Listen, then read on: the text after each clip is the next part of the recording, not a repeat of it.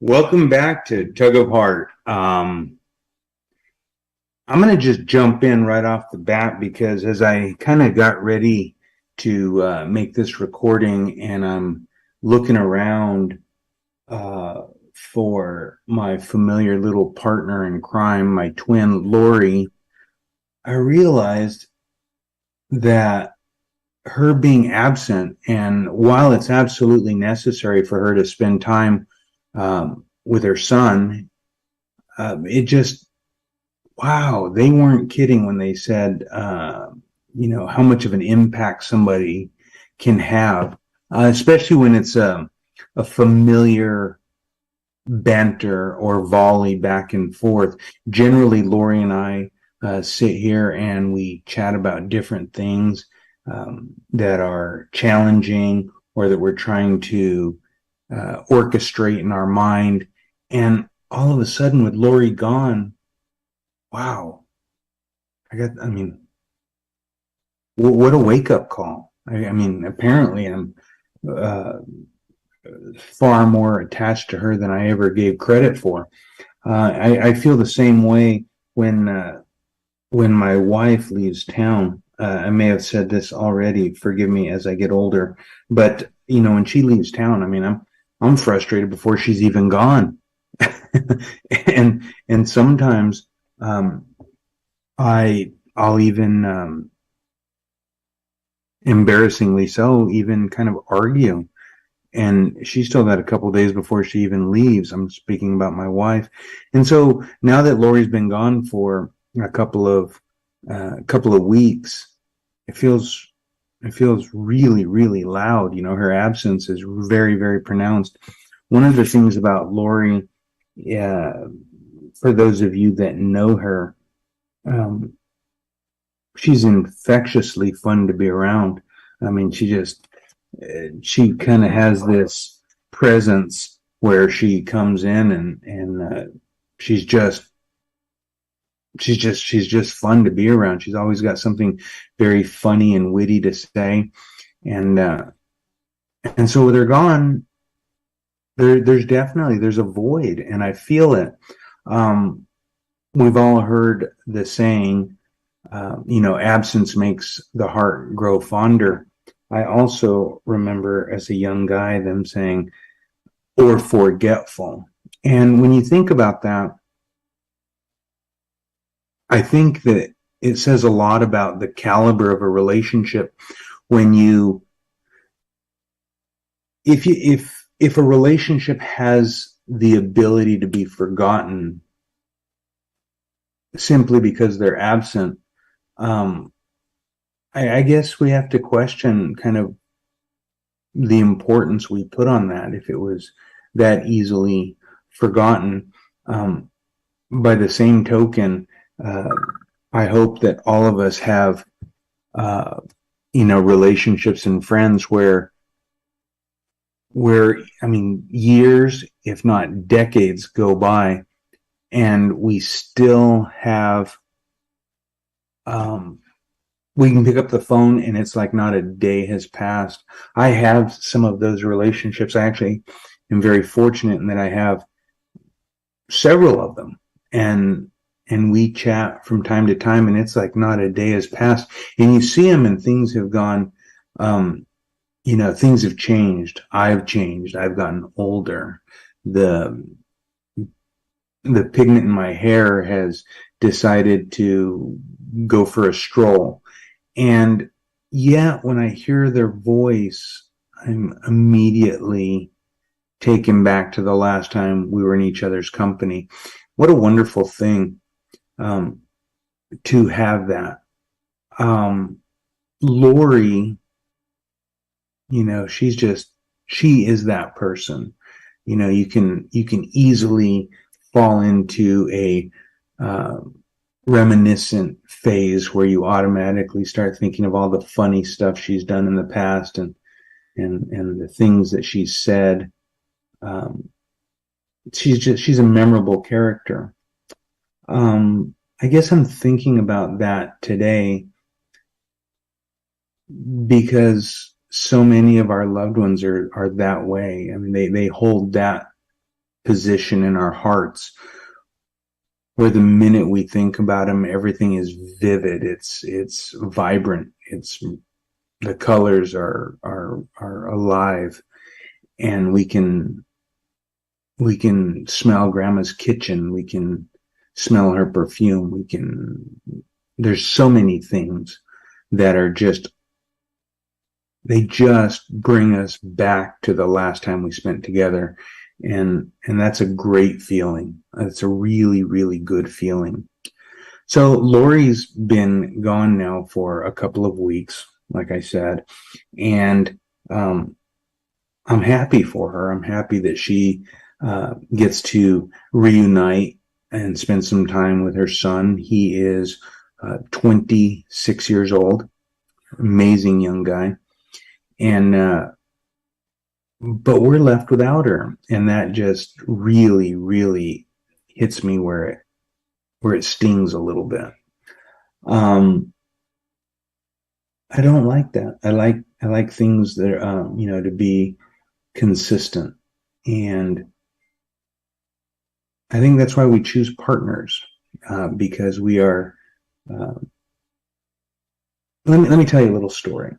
When my wife and I were, I'm immediately going to date myself and you'll be able to guess my age, but when we were initially going steady, you young kids won't even know what that means, but that means that you are in a committed relationship and you are investigating what's going to happen next, but you are giving it its due time and its due respect by not entertaining other relationships. You are going steady. You are in a steady relationship. And there came a time where I told my now wife, I said, listen, I really want to have an opportunity to get it right. I was made to be married, and I really that's where I ultimately want to end up. And I asked her, and we'd been together for a while, and I asked her, I said, is that where you see this going? And my wife said, wow, I'm kind of okay with the way that things are right now. And I said, I'm not saying next week, next month, or next year. I'm just saying that is the ultimate goal. And her immediate take was, yeah, I'm not sure. I'd hate to risk messing up what we have. And for the first time, I was so sure about where I was and who I was spending my time with. I put my foot down and I said, forgive me, but that has to at least be on the table. It has to be a possibility. And we were on opposite ends of the country at the time. And the next morning I got on a plane and I went home. Not upset, but just I was standing my ground because I couldn't bear the thought of not working towards that goal of permanence, where she would no longer have,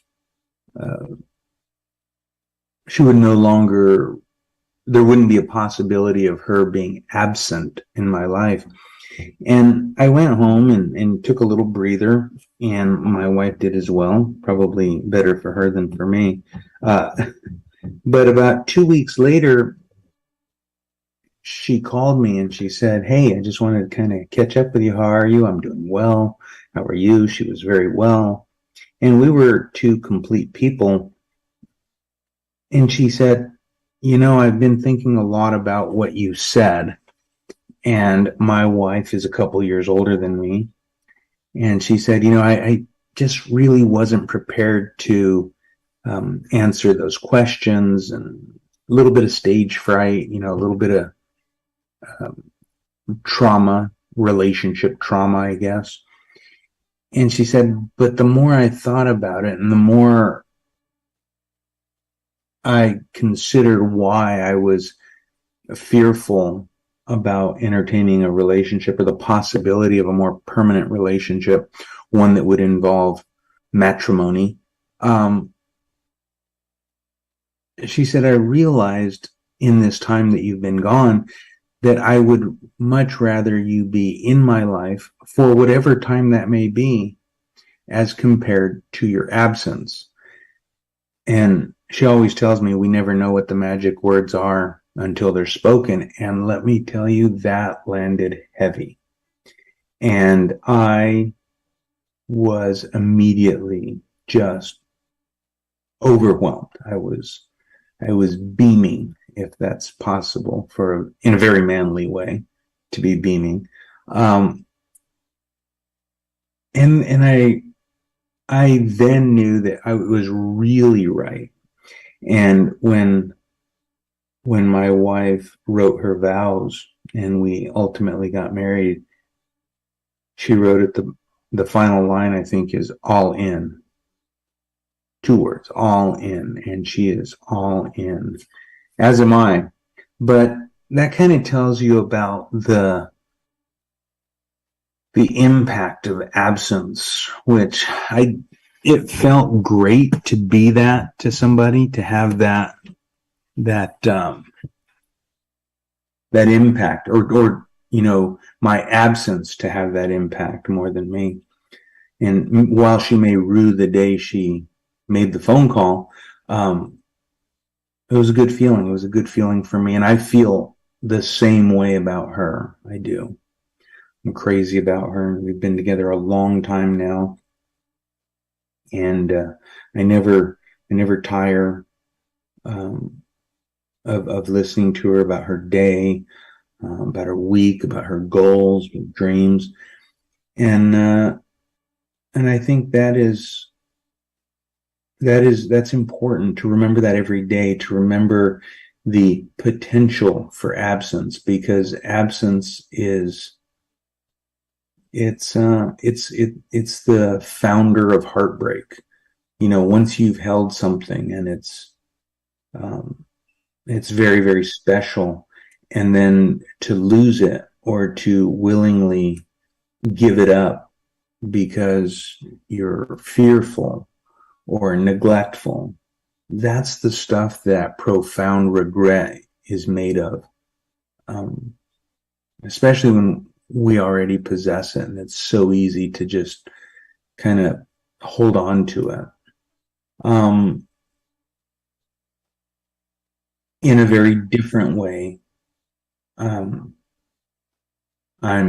vocalizing this about Lori because I miss her, and I know how much she means to me, and reuniting at this age, over this podcast, and given all of the tragedy with Seth, this has been a big wake-up call. I'm just very aware of the temporary nature of our existence, and Lori, when you listen to this, just remember that while you were out there, we missed you a lot. Your absence is noted. Miss your smile, and miss your laughter and your jokes, like a sibling should. For those of you that are possibly feeling or dealing with the absence of a loved one, drop a note. Tell us about it. Share it. We can always air that at a future date. So with Lori gone, I'm going to cut it short, a little 15 minutes, and tell you guys that thank you for tuning in. A lot of things are changing and will be changing soon. We talked a little bit about that with Bobby on the previous episode. So we will be offering up more forthcoming information in the episodes that follow, and kind of tell you where you can check in. And one of the biggest things, and I'll remind you, is that we're going to try and go to live video so that you guys will know who you're listening to. and we look forward to having guests and all kinds of good stuff. So with that, I'm going to go ahead and cut this short. Say thank you. Thank you for tuning into Strong Island. Thank you for listening to Tug of Heart. Like and share the podcast, and like and share Strong Island Entertainment. Take care. Adios.